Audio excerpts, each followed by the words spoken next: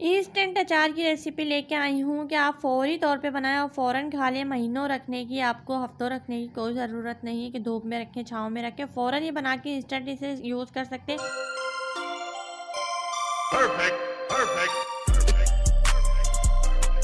बहुत ही हेल्दी होता है सेहत के लिए और बहुत ही ज़्यादा टेस्टी बनता है। इजी सी और आसान सी इंटरेस्टिंग सी रेसिपी। तो चलें रेसिपी स्टार्ट करते हैं। 1 किलो लेंगे मूली और मूली को बहुत अच्छी तरह से वॉश करके पील ऑफ करके उसे छील कर हम बारीक बारीक पीसेस में कट कर लेंगे। लाइक दिस, जिस तरह से मैंने काटा है। ये 1/2 इंच मोटे टुकड़े हैं, इन्हें मैंने इस तरह से काट लिया है धो के छील के।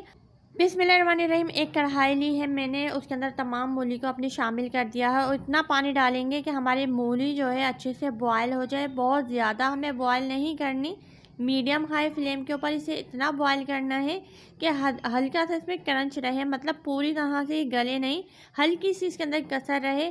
तो इसे इतना पका लेना है। इसे ढक के हम इतना पकाएंगे कि इसमें हल्की सी कसर रहे। अब इसे चेक कर लेते हैं।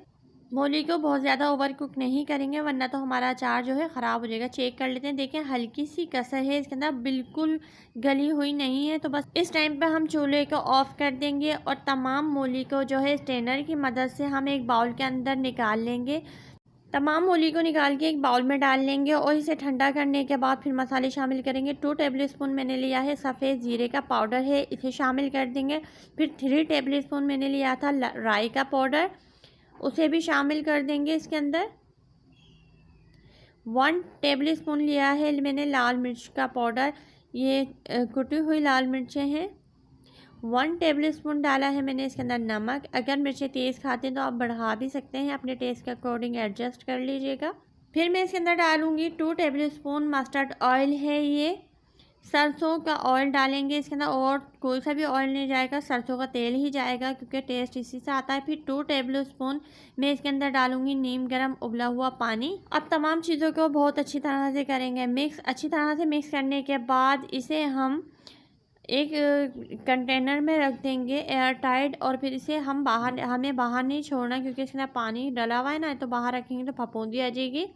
तो इसलिए हमें इसे फ्रीज़र के अंदर ही रखना है। और जैसे जैसे पुराना होता जाएगा ना, ये और भी ज़्यादा खट्टा और मज़ेदार होता चला जाएगा। इसे आप चावलों के साथ, दाल चावल के साथ खाएं, बहुत ही ज़्यादा टेस्टी और यमी लगता है।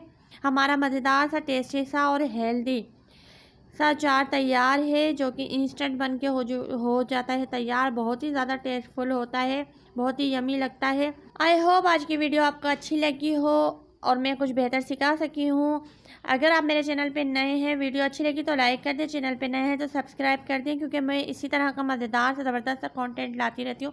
अपना और अपने प्यारों का रखें ख्याल। मुझे नेक्स्ट वीडियो तक के लिए दे इजाज़त। अल्लाह हाफिज़।